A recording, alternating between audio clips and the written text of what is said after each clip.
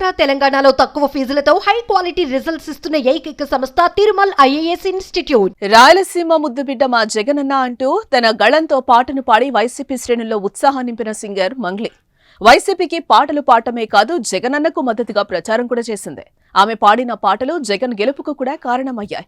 ఎక్కడ చూసినా అవే పాటలు వినిపించాయి కూడా. దీంతో వైసీపీ ప్రభుత్వం టీటీడీ ఆధ్వర్యంలో నడిచే ఎస్వీపీసీ ఛానల్ కు సలహాదారుగా నియమించింది.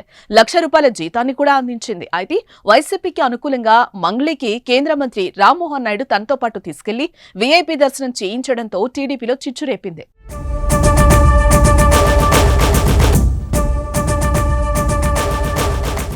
అరసవల్లి రథసప్తమి వేడుకల సందర్భంగా శ్రీకాకుళం జిల్లా కేంద్రంలోని ఆర్ట్స్ కాలేజ్ మైదానంలో సాంస్కృతిక కార్యక్రమాలు నిర్వహించారు. ఈ వేడుకలో సింగర్ మంగ్లీ కూడా పాల్గొని తన పాటలతో అందరినీ ఉత్సాహపరిచారు. అలాగే మంగళవారం ఉదయం రథసప్తమి సందర్భంగా అరసవల్లి శ్రీ సూర్యనారాయణ స్వామిని మంగ్లీ దర్శించుకున్నారు. మంత్రి కింజరాపు రామ్మోహన్ నాయుడు దగ్గరుండి మంగ్లీకి వీఐపీ దర్శనం కూడా చేయించారు. ఆమెతో ఫోటోలు కూడా దిగారు. ఇవి సోషల్ మీడియా వేదికగా వైరల్ కావడంతో తెలుగు తమ్ముళ్లు అగ్గి మీద గుగ్గిలమవుతున్నారు.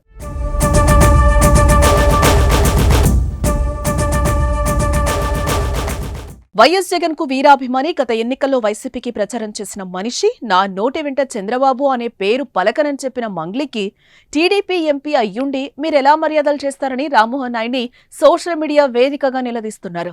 మంగ్లీకి మీరు మర్యాదలు చేయడం అంటే టీడీపీ కార్యకర్తలను అవమానించడమేనని పోస్టులు పెట్టి తమ ఆవేదన వ్యక్తం చేస్తున్నారు.